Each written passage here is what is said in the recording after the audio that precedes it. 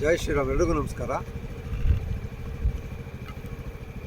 ನೋಡಿ ಸ್ನೇಹಿತರೆ, ನಾನು ಒಬ್ಬ ಮೂಲ BJP ಕಾರ್ಯಕರ್ತ, ಸಮಾಜ ಸೇವಕ, ಪರಿಸರ ಪ್ರಾಣಿ ಪಕ್ಷಿ ಸಂರಕ್ಷಕ.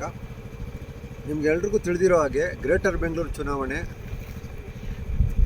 ಜೂನ್ 30ರೊಳಗೆ ನಡೀಬೇಕು ಅಂತ ಕೋರ್ಟ್ ಆದೇಶ ಹೊರಡಿಸಿದೆ.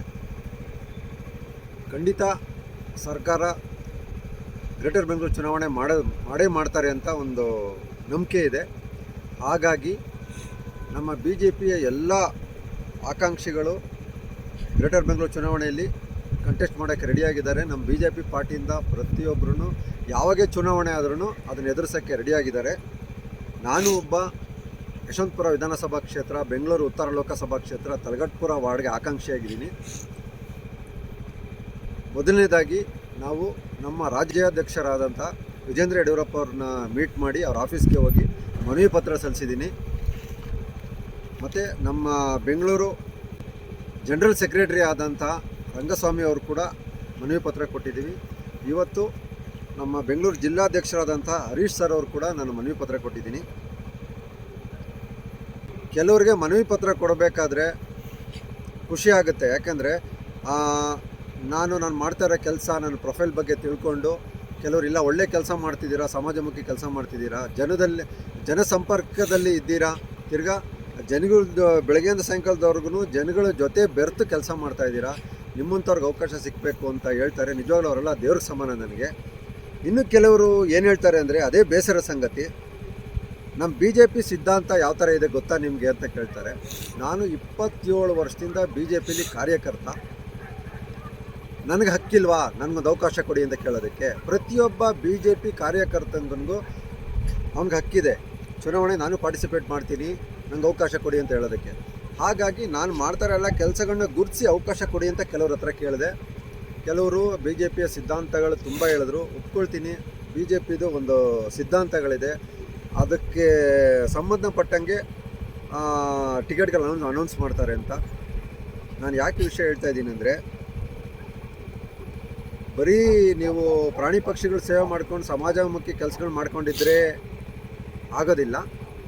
ಯಾವಾಗಲೂ BJPಲಿ ಪ್ರತಿಯೊಂದು BJPಲಿ ಏನೇನು ಕಾರ್ಯಕ್ರಮಗಳು ನಡೆಯುತ್ತೆ ಅದರಲ್ಲೆಲ್ಲದರಲ್ಲೂ ಇರಬೇಕು.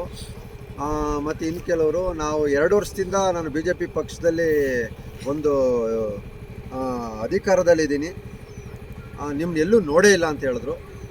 100% ಒಪ್ಕೊಳ್ತೀನಿ. ಈಗ ಒಂದು 2.5-3 ವರ್ಷದಿಂದ ನಾನು ಯಾವಾಗ BJP ಪಕ್ಷದಿಂದ ನಾನು ಆಕಾಂಕ್ಷಿ ಅಂತ ನಾನು ಯಾವಾಗ ಮುಂದೆ ಬಂದು ಆವಾಗಲಿಂದ ಕೆಲವರೆಲ್ಲ ನನ್ನಂತರ ನೆಗ್ಲೆಕ್ಟ್ ಮಾಡಿ ಇಟ್ಬಿಟ್ಟಿದ್ದಾರೆ, ಗ್ರೂಪಿಂದ ಕೂಡ ತೆಗೆದುಬಿಟ್ಟಿದ್ದಾರೆ. ಪರವಾಗಿಲ್ಲ, ಯಾಕೆಂದರೆ ನನ್ನ BJP ಕಾರ್ಯಕರ್ತ ಅಲ್ಲ ಅಂತ ಹೇಳೋದಕ್ಕೆ ಯಾರ ಕೈಲೂ ಸಾಧ್ಯ ಇಲ್ಲ. ಯಾಕೆಂದರೆ ನನ್ನ ಇಡೀ ಯಶವಂತಪುರ ಕ್ಷೇತ್ರ, ನಮ್ಮ ಸುತ್ತಮುತ್ತ ಇರೋ ಎಲ್ಲ ವಾರ್ಡು, ಎಲ್ಲ ಪ್ರತಿಯೊಂದು ಮನೆಗಳಿಗೂ, ಪ್ರತಿಯೊಂದು ಊರಲ್ಲಿರೋ ಎಲ್ಲ ಹಿರಿಯ ನಾಗರಿಕರಿಗೆ, ಸ್ಥಳೀಕರಿಗೆ ಗೊತ್ತಿದೆ ನಾನೊಬ್ಬ ಮೂಲ BJP ಕಾರ್ಯಕರ್ತ, ನಾನು ಸಮಾಜಮುಖಿ ಕೆಲಸಗಳು ಮಾಡ್ತಾಯಿದ್ದೀನಿ ಅಂತ. ನನಗೂ ಅದೊಂದಿದ್ರೆ ಸಾಕು.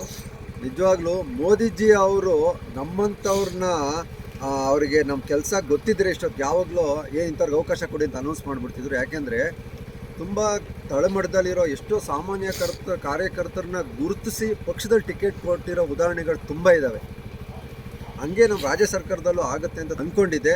ಗೊತ್ತಿಲ್ಲ ಅದು ಅವಕಾಶ ಸಿಗುತ್ತೋ ಇಲ್ವೋ ಪಕ್ಷದಿಂದ. ಒಟ್ಟಲ್ಲಿ ನಮ್ಮ ತಲಗಟ್ಪುರ ವಾರ್ಡ್ಗೆ ನಾನಂತೂ ಚುನಾವಣೆ ಖಂಡಿತ ಬರ್ತೀನಿ. ಅವಕಾಶ ಕೊಡ್ತಾರೆ ಇಲ್ಲ ಗೊತ್ತಿಲ್ಲ, ನಾನಂತೂ ಪಾರ್ಟಿಸಿಪೇಟ್ ಮಾಡ್ತೀನಿ. ನನ್ನ ವಾರ್ಡಲ್ಲಿರೋ ಪ್ರತಿಯೊಬ್ಬರು ನಾಗರಿಕ ಬಂಧುಗಳನ್ನ ದೇವ್ರ ಥರ ನಾನು ಅಂದ್ಕೊಂಡಿದ್ದೀನಿ. ಯಾಕೆಂದರೆ ನಾನು ಮಾಡ್ತಾರೆ ಎಲ್ಲ ಕೆಲಸಗಳನ್ನ ಗುರುತಿಸಿದ್ದಾರೆ, ಪ್ರೋತ್ಸಾಹ ಮಾಡ್ತಿದ್ದಾರೆ. ನಿಮ್ಮಂಥವ್ರು ಸಮಾಜಕ್ಕೆ ಬೇಕು ಅಂತ ತುಂಬ ಜನ ಆಶೀರ್ವಾದ ಮಾಡಿದ್ದಾರೆ. ಅವ್ರಿಗೋಸ್ಕರ ಆದರೂ ಕೆಲಸ ಮಾಡೋದಕ್ಕೋಸ್ಕರ ನಾನು ಚುನಾವಣೆಗೆ ಬಂದೇ ಬರ್ತೀನಿ. ನೋಡೋಣ, ಭಗವಂತನ ದಯೆ. ಮೋದಿಜಿ ಅವ್ರ ಥರ ಮನಸ್ಸಿಟ್ಕೊಂಡಿರೋರು ಯಾರಾದರೂ ನಮ್ಮ ರಾಜ್ಯದಲ್ಲಿ ಇರೋ ಹಿರಿಯ BJP ಮುಖಂಡರು ನನ್ನ ಗುರುತಿಸಿ ಅವಕಾಶ ಮಾಡಿಕೊಟ್ರೆ ಜೈ ಶ್ರೀರಾಮ್. ಎಲ್ರಿಗೂ ಒಳ್ಳೆಯದಾಗಿ. ಬನ್ನಿ ಇಬ್ಬರನ್ನು ಇವಾಗ ಕಾಡಿಬಿಡೋಣ.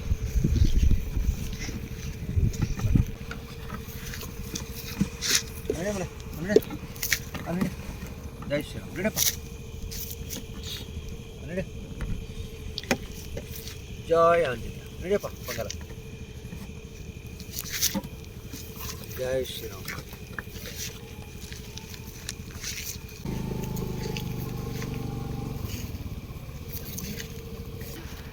ಬರ ಬಂಗಾರಿ.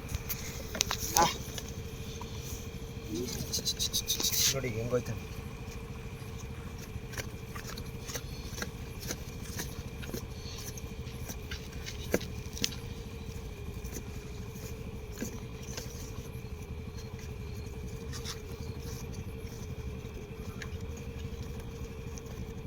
ರಾಕೆಟ್ ಹೋದಂಗೆ ಗೊತ್ತಿಲ್ಲ.